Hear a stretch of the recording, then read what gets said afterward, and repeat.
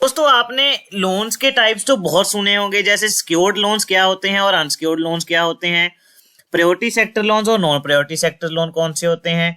लेकिन क्या आप लोगों को पता है कि बैंकिंग में जो भी लोन होते हैं वो तीन कैटेगरी के लोन बैंक करता है, retail, MSME and agriculture and allied activities. तो आज के हम इस वीडियो में इन लोन्स के बारे में जानेंगे कि जो भी किसी भी तरीके का लोन है वो तीन कैटेगरीज में कैसे कैसे करके डिवाइड किया जाता है। तो नमस्कार दोस्तों, खुशबू क्लासेज में एक बार फिर से आपका स्वागत है।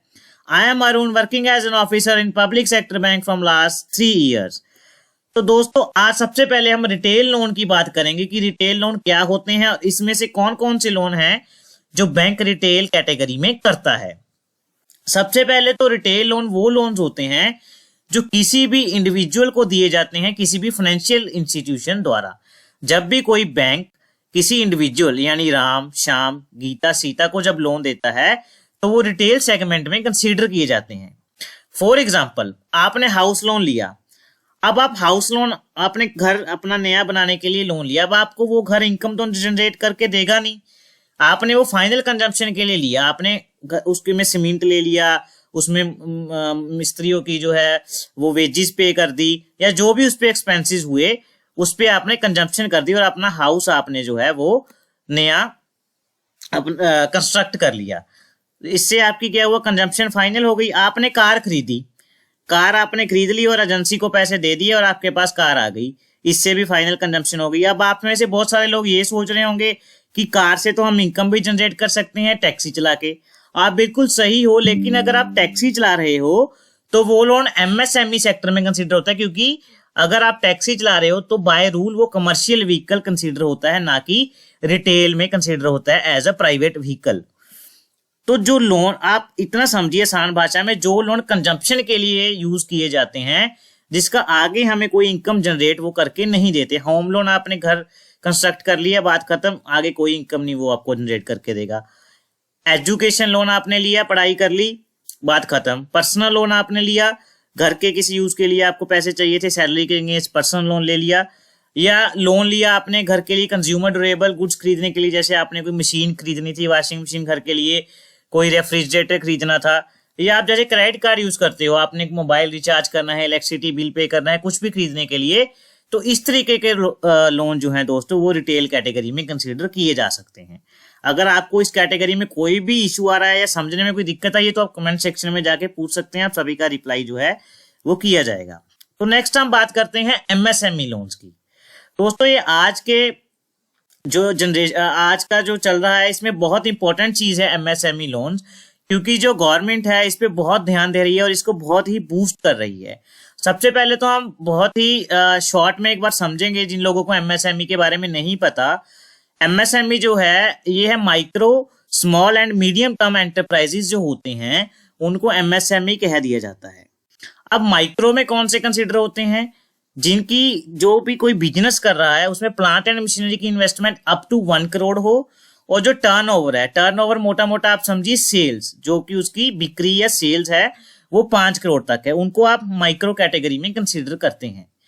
उसी तरीके से स्मॉल है वो 1 करोड़ से ऊपर और 10 करोड़ से नीचे जो उसकी प्लांट एंड मशीनरी में इन्वेस्टमेंट है, और टर्नओवर अप टू 50 करोड़ हो। मीडियम जो है उसकी 10 करोड़ से ऊपर और 50 करोड़ से नीचे प्लांट एंड मशीनरी में इन्वेस्टमेंट, और 250 करोड़ से अप टू 250 करोड़ सेल है, तो वो मीडियम टर्म एंटरप्राइजेज में कंसीडर होंगे।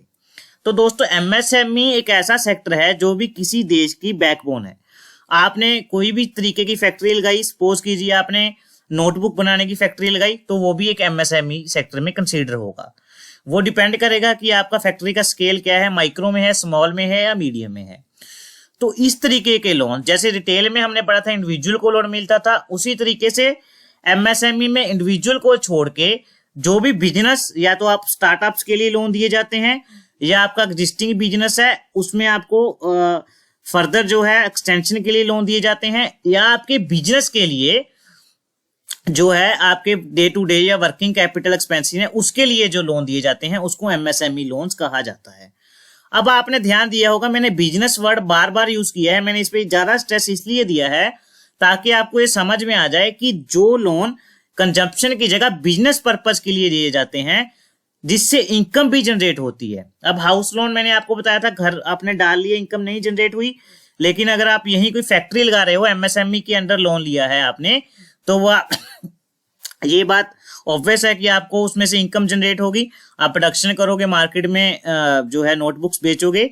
तो इस तरीके से जो लोन इस कैटेगरी के अंडर दिए जाते हैं इनको एमएसएमई लोन कहा जाता है। आपने मुद्रा लोन भी बहुत सुना होगा, जिसको लोग अक्सर कह देते हैं कि ये अनसिक्योर्ड है। तो मुद्रा लोन भी जो है ये एमएसएमई लोन्स की कैटेगरी में फॉल होता है। तो दोस्तों आपको मुद्रा लोन के बारे में एक छोटा सा फैक्ट मैं बताता हूं। जो मुद्रा लोन है, क्या बैंक किसी को भी अनसिक्योर्ड लोन ऐसे ही दे देगा? नहीं, बिल्कुल भी नहीं। बैंक के अगर आप बैंक की तरफ से सोचो तो मुद्रा लोन सिक्योर्ड होते हैं अप टू 85%। गवर्नमेंट की एक एजेंसी है जिससे बैंक अपने लोन जो है वो सिक्योर करा लेता है बहुत ही नॉमिनल सी फीस देके। अप टू 5 लाख जो है 5 लाख का जो मुद्रा लोन होता है उसकी फीस बैंक अपने से पे करता है। जो 5 लाख से ऊपर लोन होते हैं मुद्रा कैटेगरी में अप टू 10 लाख, उसकी जो फीस है वो कस्टमर से ली जाती है। तो इस तरीके की फीस पे करके एक एजेंसी बनाई है गवर्नमेंट ने, जिसे सीजीएमएससी कहा जाता है, सीजीएफएमयू कहा जाता है। उसको पे करके बैंक अपना लोन अप टू 85% तक सिक्योर कर लेता है। तो इस तरीके से बैंक की ओर से देखो तो मुद्रा लोन भी जो ऐसे होते हैं जो कि अनसिक्योर्ड नहीं होते हैं। उसी तरीके से अगर आप बैंक गारंटी ले रहे हो, कमर्शियल व्हीकल लोन ले रहे हो, या कोई भी पीएमएफएमई लिखा है यानी फूड प्रोसेसिंग में कोई भी लोन ले रहे हो, या पीएमईजीपी जो गवर्नमेंट की स्कीम है, प्रधानमंत्री एम्प्लॉयमेंट जनरेशन प्रोग्राम है, उसके अंडर कोई भी लोन ले रहे हो, वो भी एमएसएमई लोन्स की कैटेगरी में फॉल होता है। इस कैटेगरी में भी अगर आपको कोई डाउट है तो आप नीचे कमेंट सेक्शन में मुझसे पूछ सकते हो, सभी का आंसर जो है वो दिया जाएगा। इसके बाद लास्ट और फाइनल कैटेगरी है एग्रीकल्चर लोन।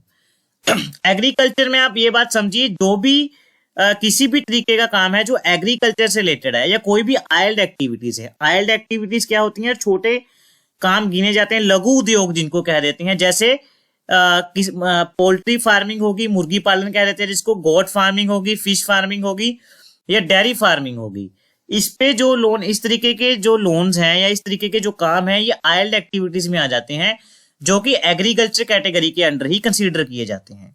ये ध्यान में रखिएगा, कोई भी तरीके के लोन, किसान अगर किसी भी तरीके के सपोज कीजिए सीड्स लेने के लिए आपसे लोन ले रहा है, या अपने ट्रैक्टर की मेंटेनेंस के लिए लोन ले रहा है, या ट्रैक्टर खरीदने के लिए लोन ले रहा है, खेत में चलाने के लिए, या किसी भी तरीके का लोन जो वो एग्रीकल्चर में यूज करेगा या एग्रीकल्चर के डे टू डे एक्सपेंसेस में यूज करेगा, उस तरीके के लोन्स को जो है एग्रीकल्चर लोन्स या एग्रीकल्चर एंड आइल्ड एक्टिविटी लोन की कैटेगरी में रखा जाता है।